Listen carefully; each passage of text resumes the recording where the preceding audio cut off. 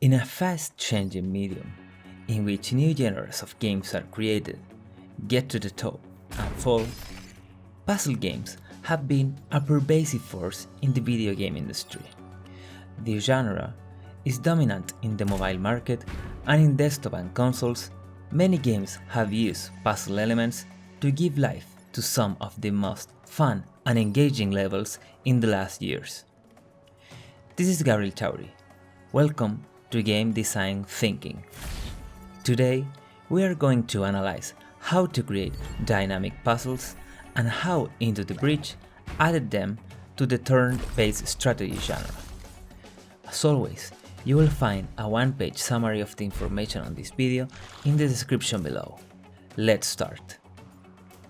Into the Breach is a game developed by Subset Games, an indie studio composed by Justin Ma and Matthew Davies, both also responsible for the critically acclaimed FTL.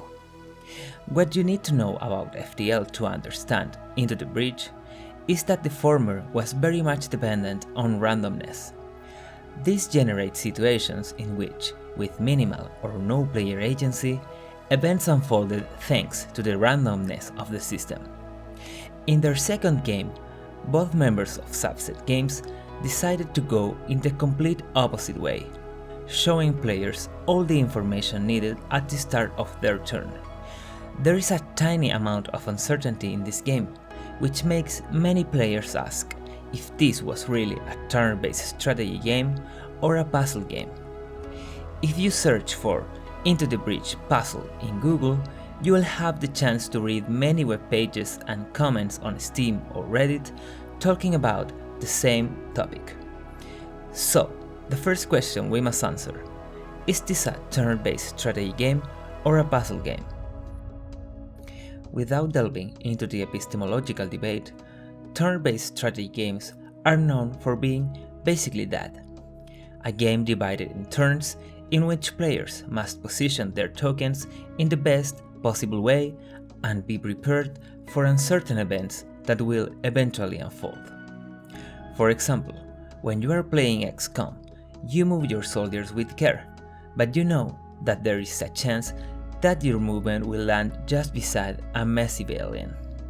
In chess, you try to plan a few turns ahead, but your opponent can disrupt your plans at any moment, and you have to be prepared for that.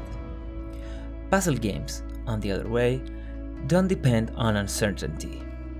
Puzzle games depend on something different called an enigma. The enigma is generated when you find a puzzle and you know the pieces that encompass that puzzle, but you just don't know how to crack it until you have that aha moment where you understand what you got to do and you just do it. It is a deterministic end. You do something and you know that it will behave in a certain way, without any doubt. In Into the Breach, the player has all the information needed in every turn. You know what every Vex unit will do, where the new Vex units will spawn in the next turn, and where the environmental effects will take place. So how does this game, with apparent perfect information and a lot of predictability, manage to generate uncertainty and engagement? What this game does is a clever use of puzzles called dynamic puzzles. Unlike traditional puzzle games in which there is only one solution and the rules will never change, some puzzle designers have experimented with dynamic puzzles, that in essence is to have a puzzle that changes given certain inputs or events and that depends on the previous player's actions. Unlike traditional puzzles that have just one solution, in Into the Breach, every turn you are solving a different puzzle. You end your turn, and the Vex units will do their actions. They will move and telegraph their next attack, so the player is effectively solving a different puzzle with most of the same pieces. More importantly, you can solve a puzzle in a better or worse way, and the quality of your solution will affect the next puzzle presented to you, namely the next turn and the available options to solve it. To use dynamic puzzles in your game, first you need to have an element of predictability. The player has to know what are the elements on the puzzle and that the elements surviving this puzzle must be taken into account for the next puzzle. It is kind of like having a time trial word find game, and the words that you didn't find will take part in the next puzzle, along with the words of that puzzle. In Into the Breach, many of these decisions are compromises, but in this context, compromises are ideal because they are what generates uncertainty and challenge to the player. Speaking of which, the second element of a dynamic puzzle is the right degree of uncertainty. Dynamic puzzles, different to their static cousins, must have an element of uncertainty.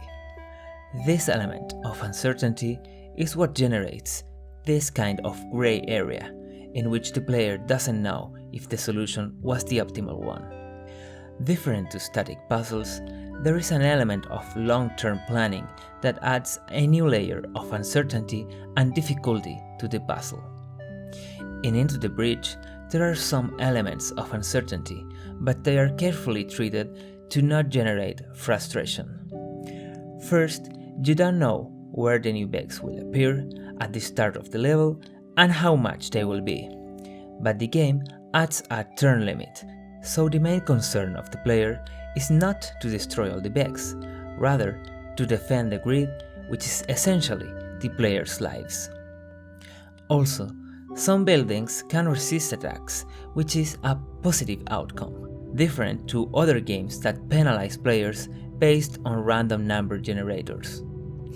You are not expecting the building to resist damage, but when it does, it surely feels nice. And the last element of uncertainty in this game is a carefully designed and balanced procedural generated element. Most elements are handmade in Into the Breach, like the whole basic layout of enemies and buildings.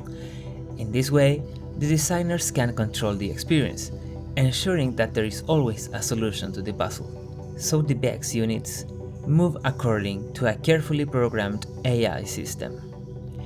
Procedural generation was used in less important elements like sand or forest tiles. And the final element of dynamic puzzles, as the name suggests, is to think of them as dynamic systems. These types of puzzles are systems in motion. Dynamic puzzles consist of parts that, given certain parameters, react to the player's input.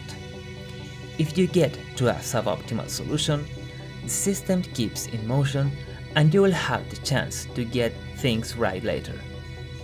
This is why the grid is so important in this game. It gives players the chance to add other elements into consideration when solving the puzzle. Some puzzles will require you to put your mechs into the line of fire in order to protect the grid. Others will give you the chance to make the BEX units attack themselves. There are a lot of elements and interactions that the player can consider in order to solve the puzzle. And if the player didn't get it right the first time, the game continues and the player has the opportunity to learn from his mistakes. It is just amazing game design. So, if you want to add dynamic puzzles to your game, you have to take into account that puzzles must have a range of solutions, some better than others, and that they will affect the future puzzles presented to the players. Of course, you have to consider how the player can recover from bad situations, which is why Into the Breach added other pilots and type of mechs that entice players to play again with different configurations in case of a loss.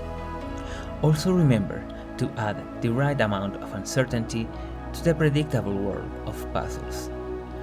Adding uncertainty to non-critical elements will help you to make your game predictable, yet still fresh and challenging for players. Thanks for watching the whole video. Remember that you can find your one-page PDF summary in the description below, and while you are here, don't forget to like, subscribe and activate the bell. It will help me a lot to keep creating content like this. Farewell, fellow game designer.